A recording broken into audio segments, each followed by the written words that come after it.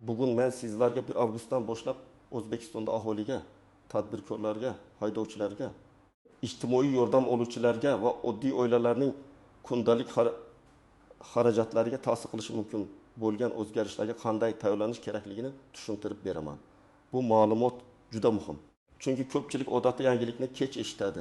Keyin esa jarima, ortiqcha to'lov, hujjat yetishmasligi yoki navbat muammosiga duch keladi. Shuning uchun videoni oxirigacha ko'ring. Hoziroq kanalga obuna bo'ling va like bosib qo'ying. Chunki men bugun sizga faqat umumiy gap emas, amalda nima qilish kerakligini birma-bir aytaman. Avval qanday edi? Ko'p masalada odamlar faqat mahalla, bank, soliq, kommunal tashkilot yoki tanish-bilishdan eshitgan ma'lumotiga qarab ish qilardi. Masalan, pensiya yoki nafaqa bo'yicha o'zgarish bo'lsa, kimdir mahalladan eshitardi, kimdir bank kartasiga pul tushmagandan keyin bilardi. Kommunal to'lovlar bo'yicha limit, qarzdorlik yoki qayta hisob-kitob masalasi chiqsa, ko'pchilik faqat kvitansiya kelganda yoki elektr, gaz, suvda muammo bo'lganda harakat qilardi. Tadbirkorlar esa soliq, hisobot, chek, onlayn nazorat kassa texnikasi yoki xodimlarni rasmiylashtirish masalalarini oxirgi kunga qoldirib, keyin shoshilinch tarzda buxgalter izlab qolardi. Endi vaziyat o'zgaryapti. Davlat xizmatlari tobora raqamli bo'lyapti. Ko'p jarayonlar avtomatik tekshiriladi. Ma'lumotlar bazalari bir-biri bilan bog'lanadi. Bu nimani anglatadi? Endi bilmasdim degan gap ko'p holatda yordam bermaydi.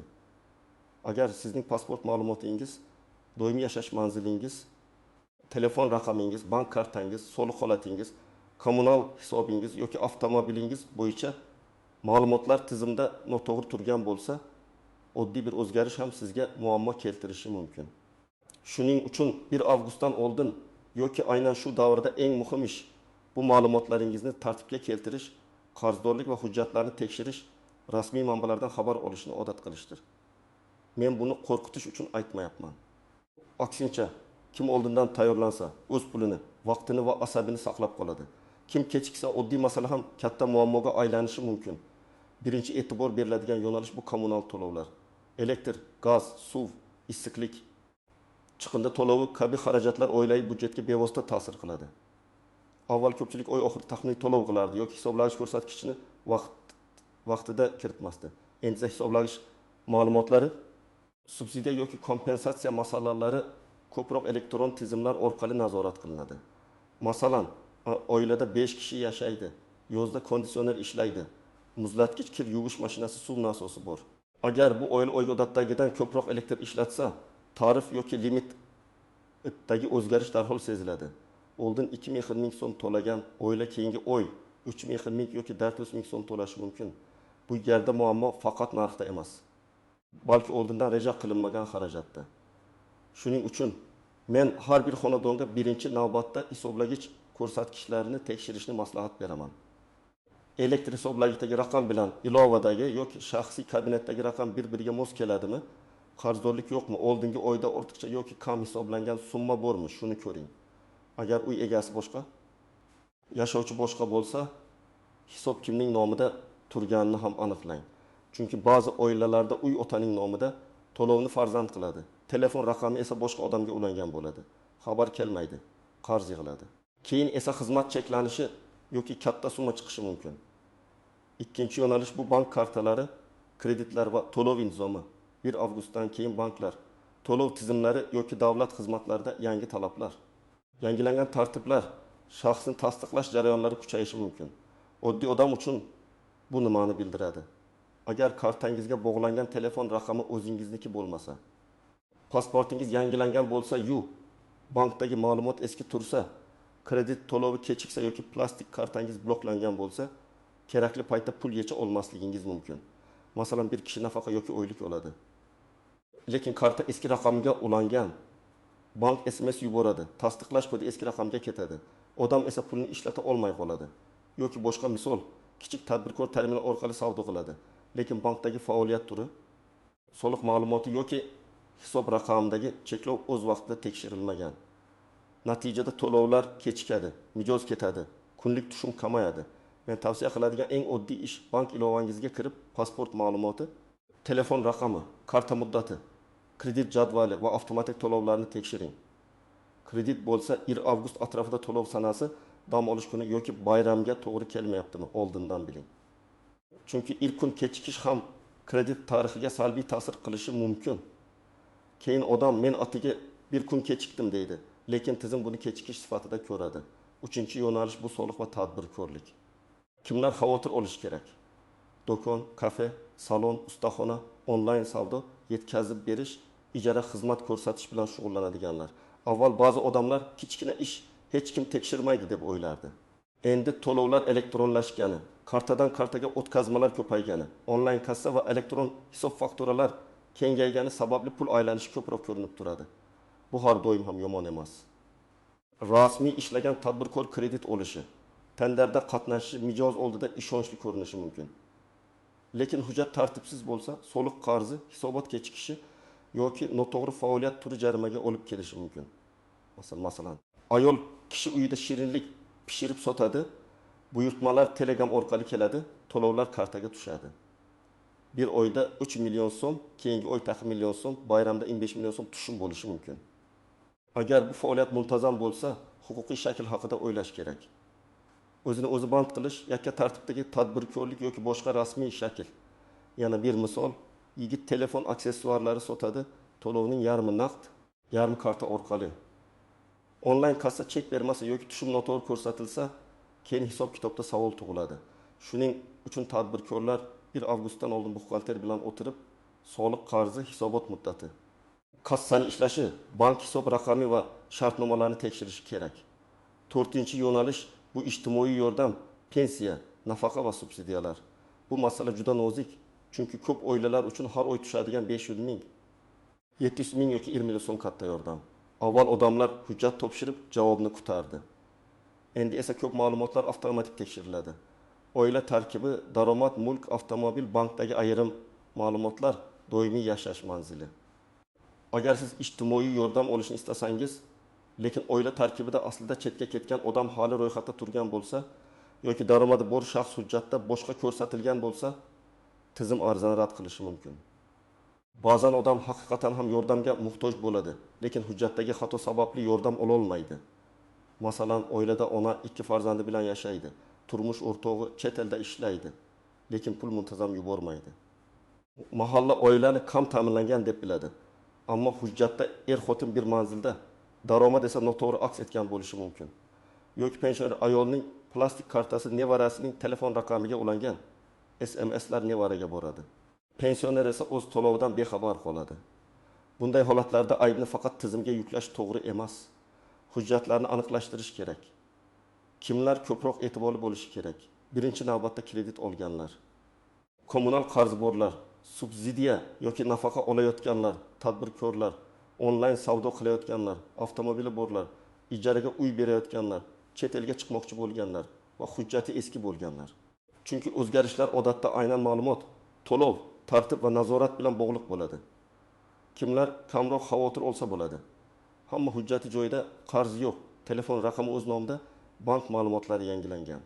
Kommunal to'lovlari vaqtida, soliq majburiyati yo'q yoki rasmiy tartibda ishlayotgan odamlar. Lekin men umuman tekshirmang demayman. Hatto hammasi joyida bo'lsa ham bir marta tekshirish zarar qilmaydi.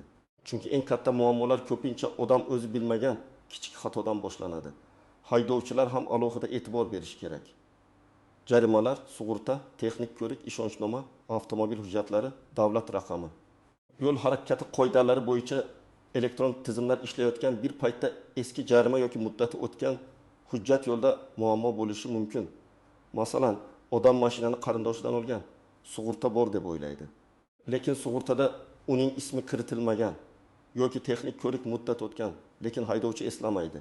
Yo'lda to'xtatilganda jarima chiqadi, vaqt ketadi, reja buziladi. Shuning uchun 1 avgustdan oldin avtomobiliga oid barcha hujjatni tekshirish kerak. Endi eng ko'p tushunilmaydigan joylarga o'tamiz. Birinchi nozik jihat, hamma xabar ham rasmiy emas. Telegram kanallarda 1 avgustdan hamma narsa o'zgaradi. Falon to'lov 2 barobar bo'ladi. Hamma kartalar bloklanadi. Barcha nafaqalar to'xtaydi degan vahimali xabarlar tarqalishi mumkin. Men bunday xabarlarni ko'rganingizda darhol ishonmaslikni maslahat beraman. Avval rasmiy manbani tekshiring. Hukumat qarori bormi? Vazirlik yoki idora rasmiy bayonot berdimi? Norma hujjati e'lon qilinganmi? Bank yoki tashkilot o'z sayt va ilovasida xabar berganmi? Agar faqat noma'lum kanal yozgan bo'lsa, buni asosiy dalil deb olmang. Ikkinchi nozik jihat. O'zgarish kuchga kirgan sana bilan amalda qo'llanish sanasi har doim bir xil sezilmasligi mumkin. Masalan, tartib 1 avgustdan kuchga kiradi, lekin sizga uning ta'siri 10 avgustda oylik hisob-kitobda yoki keyingi to'lov davrida bilinadi.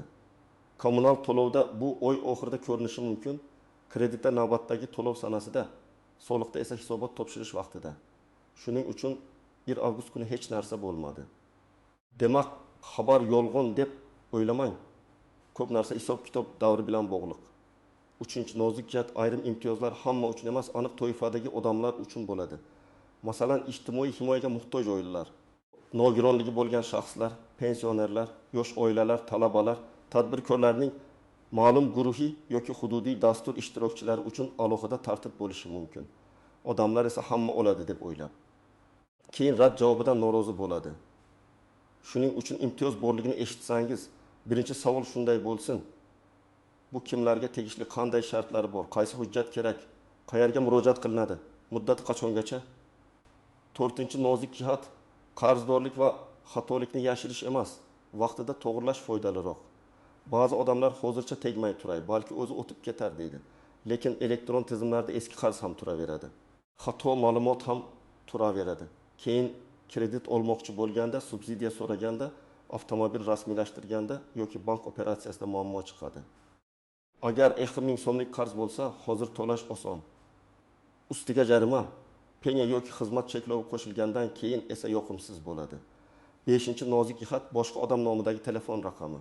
Karta yoki hujjat eng katta xatarlardan biri. Bugun ko'p xizmatlar SMS kod, biometrik tasdiq, elektron imzo va shaxsiy kabinet orqali ishlaydi. Agar sizning raqamingiz aka-ukangiz nomida bo'lsa, kartangiz boshqa raqamga ulangan bo'lsa, elektron imzo muddati o'tgan bo'lsa, siz rasmiy xizmatdan foydalana olmay qolishingiz mumkin.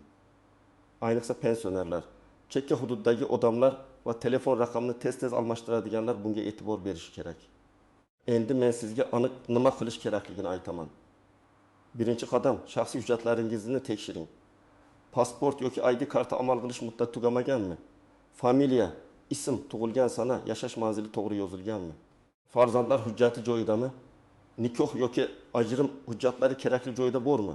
Shularni ko'rib chiqing. Agar hujjat yo'qolgan, eskirgan yoki ma'lumotda xato bo'lsa, Davlat xizmatlari markaziga boring yoki MyTGov.uz orqali tekshiring. Ikkinchi qadam, telefon raqamingizni tartibga keltiring. Asosiy bank, davlat xizmatlari, soliq, kommunal ilovalar aynan o'zingiz ishlatadigan raqamga ulangan bo'lsin. Agar raqam boshqa odam nomida bo'lsa, imkon qadar o'z nomingizga rasmiylashtiring. Bu juda oddiy tuyuladi, lekin amalda eng ko'p muammo shundan chiqadi. Kod kelmaydi, ariza tasdiqlanmaydi, bank operatsiyasi o'tmaydi. Odam esa nima bo'lganini tushunmaydi.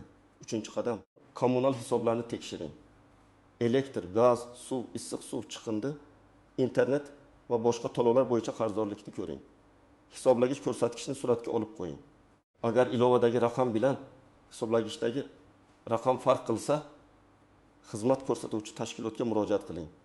Murojaat qilganda og'zaki gap bilan cheklanib qolmang. Ariza yozing yoki ilova orqali murojaat yuboring.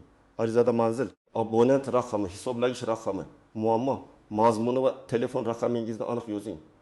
Masalan, mening xonadonim bo'yicha elektr hisoblagich ko'rsatkichi ilovada noto'g'ri aks etmoqda. Qayta tekshirib, hisob-kitobni aniqlashtirib berishingizni so'rayman deb yozish mumkin. 4-qadam, bank va kreditlarni tekshiring. Bank ilovasiga kiring, karta muddati, bolvasiga kiring va telefon raqami, kredit jadvali, qarzdorlik, avtomatik to'lovlar va depozitlarni ko'ring. Agar kredit bo'lsa, to'lovni oxirgi kunga qoldirmang. Men doim kamida 2 yoki 3 kun oldin to'lashni maslahat beraman. Chunki ba'zan banklararo o'tkazma kechikadi, ilova ishlamay qoladi. Internet uziladi yoki karta limiti to'lib qoladi. Ilk kunlik texnik muammo sizning kredit tarixingizga ta'sir qilmasin. 5-qadam, tadbirkor bo'lsangiz, hujjatlarni buxgalter bilan ko'rib chiqing. Soliq qarzi bormi? Hisobot topshirilganmi? Faoliyat turi mosmi? Onlayn kassa ishlayaptimi? Xodimlar rasmiylashtirilganmi? Ijara shartnomasi bormi? Bank hisob raqami faolmi? Shularni tekshiring. Agar siz Instagram, Telegram yoki Marketplace orqali savdo qilsangiz, tushum va xarajatlarni yozib boring. Masalan, oy davomida 2 million so'm tushum bo'lsa, mahsulot xaridi 8 million, yetkazib berish 500 ming, reklama 700 ming. Sof foyda 2 millioni 800 ming so'm bo'lishi mumkin. Buni bilmasangiz, soliqni ham, foydani ham, narxni ham to'g'ri hisoblay olmaysiz. 6-qadam, ijtimoiy yordam yoki subsidiya kerak bo'lsa hujjatlarni oldindan tayyorlang. Oila tarkibi, daromad haqidagi ma'lumot, yashash manzili, bolalar guvohnomasi, nogironlik hujjati, pensiya ma'lumoti, bank kartasi, ariza uchun kerak bo'ladigan boshqa hujjatlarni aniqlang. Mahallaga borganda menga yordam kerak deb umumiy gapirmang. Aniq so'rang, qaysi dasturga ariza berishim mumkin? Qanday nizom bor? Qaysi hujjat yetishmayapti? Rad etilsa qanday tartibda qayta murojaat qilaman? Shunda suhbat natijali bo'ladi. 7-qadam, avtomobilingiz bo'lsa, jarima, sug'urta, texnik ko'rik hujjatlarini tekshiring. Jarima bor yo'qligini rasmiy xizmatlar orqali ko'ring. Sug'urtada haydovchilar ro'yxati to'g'ri kiritilganmi? Texnik ko'rik muddati o'tmaganmi? Avtomobil boshqa odam nomida bo'lsa, ishonchnoma yoki foydalanish huquqi tartibli rasmiylashtirilganmi? Shularni aniqlang. Yo'lda 10 daqiqa ichida hal bo'lmaydigan muammo uyda 10 daqiqada tekshirilishi mumkin. 8-qadam, chet elga chiqmoqchi bo'lsangiz, alohida tayyorgarlik ko'ring. Pasport muddati, qarzdorlik, aliment, jarima, bank majburiyati. Mehnat shartnomasi, viza talablari, sug'urta va boradigan davlat qoidalarini tekshiring. Ayrim odamlar aeroportga borganda hujjatda xato yoki cheklov borligini bilib qoladi. Bu esa chipta puli, vaqt va rejaning barbod bo'lishi degani. Ayniqsa ishlash uchun ketayotganlar shartnomani o'qimasdan imzo qo'ymasligi kerak. Ish haqi, yashash joyi, tibbiy sug'urta, yo'l xarajati, ish vaqti va jarima shartlarini tushunib oling. 9-qadam. Barcha muhim hujjatlarning nusxasini tayyorlang. Telefoningizda pasport, ID karta, stir yoki J-shir, diplom, guvohnoma, shartnoma, to'lov kvitansiyasi, kommunal abonent raqamlari, bank ma'lumotlari surat yoki PDF ko'rinishda tursin. Lekin bularni begonalarga yubormang. Firibgarlar aynan shunday hujjatlardan foydalanishi mumkin. Agar kimdir sizga telefon qilib, kodingizni ayting, kartangiz bloklanadi desa, ishonmang. Bank xodimi hech qachon SMS kod yoki karta PIN kodini so'ramaydi. 10-qadam, rasmiy manbalarni kuzating. Hukumat portali, vazirliklar, soliq qo'mitasi, markaziy bank, kommunal tashkilotlar. Banklarning rasmiy sayfalari va davlat xizmatlari portali eng ishonchli manbalar bo'lishi kerak. Men har doim shuni aytaman. Yangilikni birinchi bo'lib eshitish muhim emas, to'g'ri eshitish muhim. Noto'g'ri xabar odamni ortiqcha vahimaga soladi. To'g'ri xabar esa harakat rejasini beradi. Keling, oddiy bir oilani olaylik. Oilada ona 2 farzand va buvi bor. Ota ishda, ona uyda tikuvchilik qiladi, buvi pensiya oladi. Farzandlardan biri maktabda, biri bog'chada. Uyda elektr jihozlari ko'p, kreditga olingan muzlatgich bor. Otaning bank kredit to'lovi har oyning 5 sanasida. 1 avgust atrofida ular nimani tekshirish kerak? Birinchi, elektr va gaz hisobini. Ikkinchi, otaning kredit sanasini. Uchinchi, buvining pensiya kartasi qaysi telefon raqamiga ulanganini. To'rtinchi, onaning tikuvchilikdan tushayotgan daromadi muntazam bo'lsa, uni qanday rasmiylashtirish mumkinligini. Beshinchi, bog'cha yoki maktab uchun kerakli hujjatlar, to'lovlar va arizalarni. Agar bu oila hammasini oldindan tekshirsa, oy oxirida kutilmagan 600 ming so'mlik qarz yoki bank blokirovkasi bilan qiynalmaydi. Agar tekshirmasa bir vaqtning o'zida kommunal to'lov oshadi, kredit kechikadi.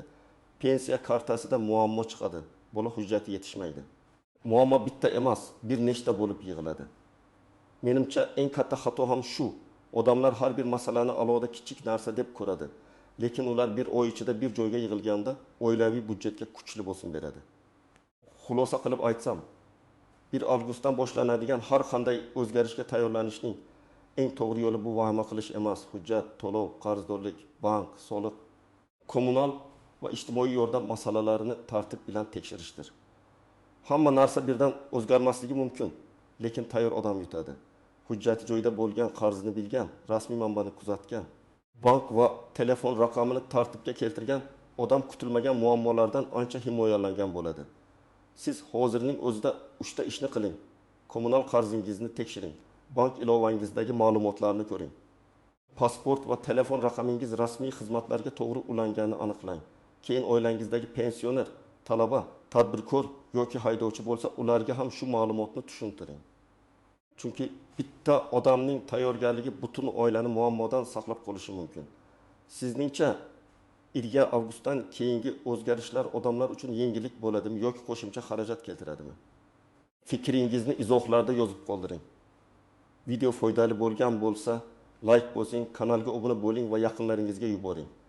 Men esa keyingi videolarda har bir muhim o'zgarishni alohida oddiy tilda va amaliy misollar bilan tushuntirib boraman.